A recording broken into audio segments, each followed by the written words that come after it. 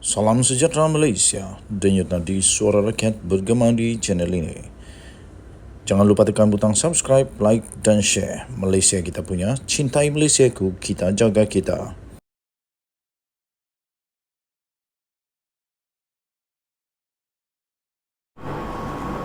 Salam sejahtera Malaysia, denyut nadi suara rakyat bergema di channel ini.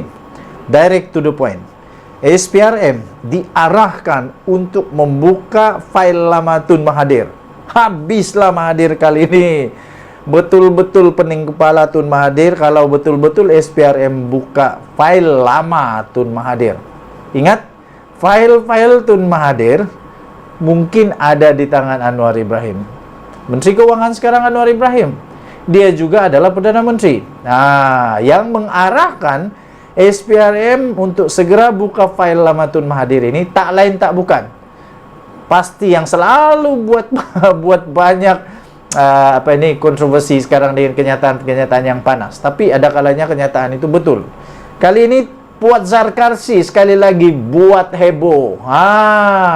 Puat Zarkarsi, ahli Majlis Kerja Tertinggi UMNO, MKT UMNO, yaitu beliau menggesa supaya SPRM, Suruhanjaya Pencegahan Rasuah Malaysia, untuk membuka semula fail lama milik bekas Perdana Menteri Tun Dr. Mahathir Mohamad dan anak-anaknya. Tuan-tuan dan puan-puan, kalau fail lama Tun Mahathir dibuka, agaknya apa yang akan ditemui oleh SPRM? Agaknya apa yang akan ditemui oleh penguat kuasa?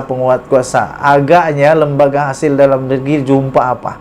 Agaknya Bank Negara Malaysia jumpa apa? Nah, itulah persoalan-persoalannya. Speaker Dewan Undangan Negeri Dun Johor itu berkata, Dr. Mahathir sering mendakwa dirinya bersih, sedangkan amalan kronisme dan nepotisme berlaku sewaktu beliau bergelar Perdana Menteri. Kemudian, ini contoh-contoh yang diberikan oleh Puat Zarkarsi.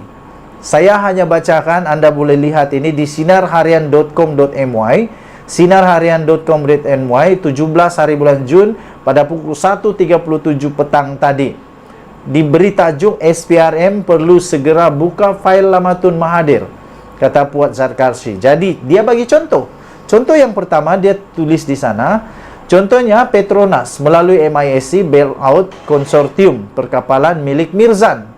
Mahathir adalah PM masa itu. Bukankah itu kronisme? Kata Puat Zarkarsi. Habislah Mahathir kena jawab yang ini.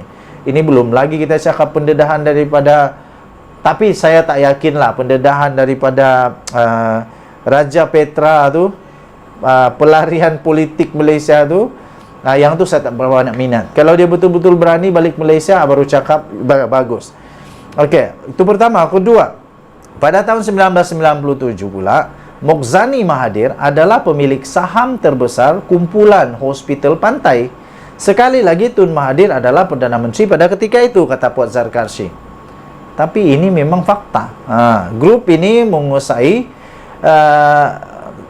Puat Zarkarsi kata, grup ini menguasai kontrak pembekalan peralatan semua hospital kerajaan, termasuk konsesi Fomema. Mokzani juga pemilik Kencana Group yang mendapat kontrak berbilion ringgit dari Petronas. Dakwa Puat Zarkarsi dalam kenyataan yang telah dimuat naik di Facebook pada Sabtu. Kita lihat kalau Mahathir berani pula saman Puat Zarkarsi. Muhammad Puat yang juga ahli Dewan Undangan Negeri Adun Ringit berkata, Dr. Mahathir masih lagi seorang Perdana Menteri pada tahun 2002. Dan beliau juga pada masa sama memainkan peranan sebagai penasihat Petronas pada ketika itu. Okey, satu saja yang saya mau tanya Puat Zarkarsi. Dulu sebelum Anwar keluarkan pembelaannya di mahkamah dan dia menyebut tentang kontrak 200 juta itu, tak ada siapa yang berani untuk keluarkan bukti-bukti contoh-contoh begini. Sekarang baru keluarkan contoh begini. Kenapa ya? Tapi tak apalah, kita tetap memuji dia kerana berani untuk menyatakan perkara ini. Cuma, adakah ini hanya permulaan kepada sesuatu yang lebih dahsyat? Adakah kita akan melihat lebih ramai lagi pemimpin-pemimpin politik negara Malaysia yang semakin berani untuk mendedahkan kebenaran? Denyut nadi suara rakyat bergema di channel ini. Jangan lupa tekan butang subscribe, like dan share. Bye-bye. Salam sejahtera Malaysia. Denyut nadi suara rakyat bergema di channel ini. Mahathir dalam bahaya. Mahathir dalam bahaya. Kenapa saya kata dalam bahaya? Baru sebentar tadi, petang tadi minum kopi dengan kawan-kawan. Kemudian mereka tanya saya pendapat saya. Apa cerita dengan Mahathir? Saya kata, apa maksud kamu? Mereka kata, kerana sudah ada bukti.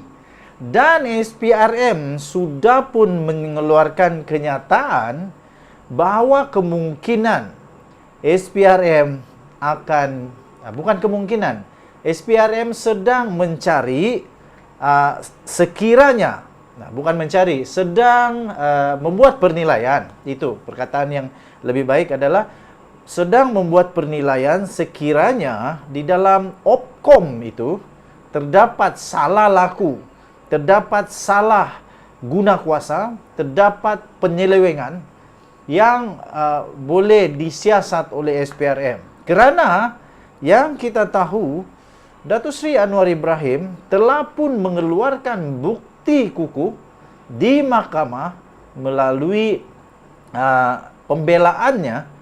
Dia mendedahkan bahawa anak beranak Mahathir terlibat dengan satu ataupun kontrak-kontrak, satu atau beberapa kontrak yang dalam laporan itu tidak dinyatakan berapa kontrak, tetapi kontrak itu bernilai lebih 200 juta ringgit secara kemungkinan direct negotiation, kerana disebut juga pada waktu itu MKD, Menteri Kewangan yang diperbadankan, ada satu share disebut sebagai golden share, di mana share ini boleh dibuat untuk buat satu direct negotiation. Dan menurut pembelaan itu, Anwar berkata bahawa Mahathir ada kawalan kepada MKD tersebut.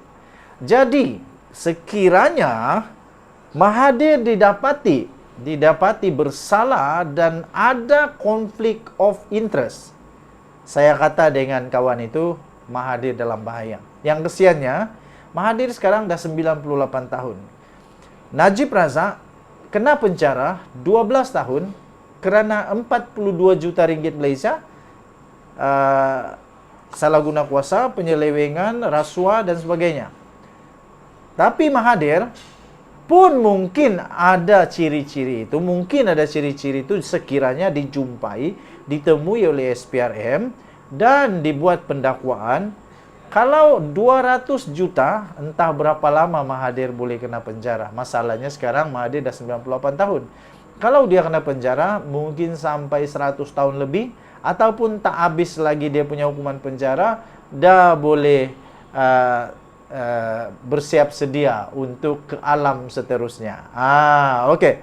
Tuan-tuan dan puan yang dihormati sekalian, itu jadi jawapan saya kepada soalan kawan saya bergantung kepada penemuan daripada SPRM sama ada terdapatnya unsur-unsur jenayah di dalam proses pemberian kontrak tersebut.